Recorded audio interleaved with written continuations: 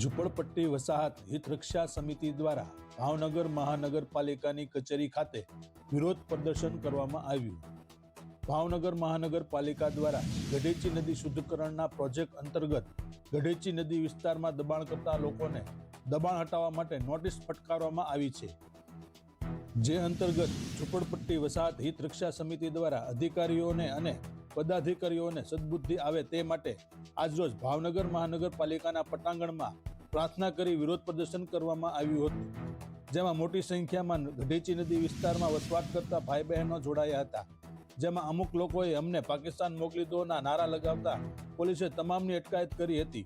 આ કાર્યક્રમમાં ઝુંપડપટ્ટી વસાહત હિત રક્ષા સમિતિના જયદીપસિંહ, પ્રકાશભાઈ વાઘાણી, મહેબૂબભાઈ બ્લોચ સહિતના ઉપસ્થિત રહ્યા હતા।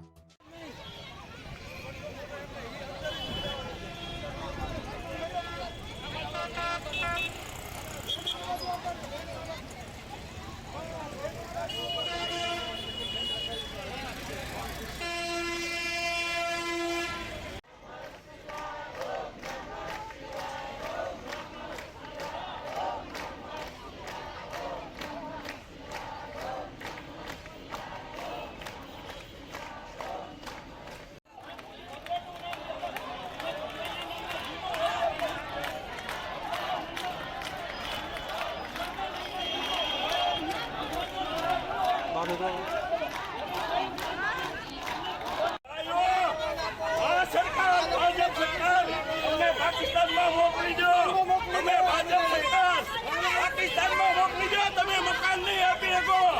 આ પાકું છે, બોલો હાલો, હા કોઈ તમે મકાન નહીં આપી શકો, તમે ખાલી ભાજપ સરકારમાં બોલો કરી શકશો, પાડી શકશો, બાકી તમે પાડવા આવશો એટલે તમે મરી જાઓ, પાડવા નહીં દેવી।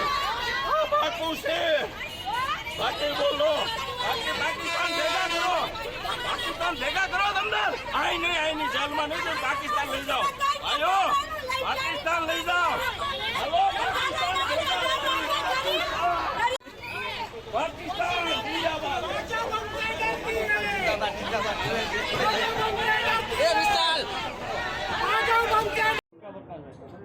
આજે તમે આવ્યા છો, શું છે બેન? કંસારા શુદ્ધિકરણનો એક પ્રોજેક્ટ વર્ષોથી વાતું કરે છે, હજી પૂર્ણ થયો નથી, અડધો બાકી છે। ત્યાં કંસારા નહીં અને ગઢેચી શુદ્ધિકરણની વાતો કરે છે। ભાવનગરનું ડેવલપમેન્ટ થતું હોય, વિકાસ થતો હોય, ભાવનગરના લોકો ગરીબ માણસો, મધ્યમ વર્ગના માણસો એની સાથે રહે, બહુ સાચી વાત છે અને અમે પણ સાથે છીએ, પણ હજારો લોકોના મકાન પાડી અને આપણે વિકાસ કરીએ એ બહુ વ્યાજબી નથી લાગતું। ઓલા કંસારામાં પહોળાઈ ઘટાડી દીધી।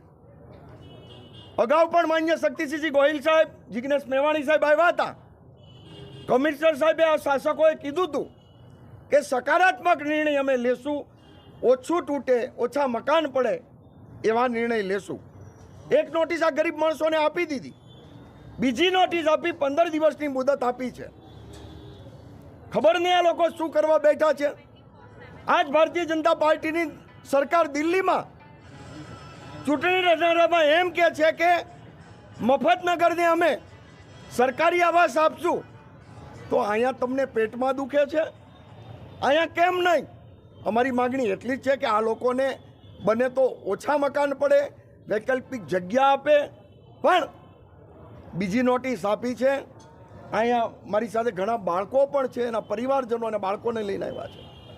ધોરણ 8ની પરીક્ષા છે, રમજાન મહિનો છે, કોઈને ઊંઘ નથી આવતી, ત્યારે આ શાસકોને શાંતિથી સૂવું છે, પણ અમે ગરીબ માણસોની ઊંઘ હરામ થઈ ગઈ છે, આ લોકોની ઊંઘ હરામ અમે પણ કરી દેવાના છે, ત્યાં સુધી અમે શાંતિથી બેસવાના નથી। આજે તો અમે ભગવાનને પ્રાર્થના કરવા આવ્યા છીએ, આ લોકો અરે બાંધીને શું કરવું, આમાં તો બુદ્ધિ જ નથી।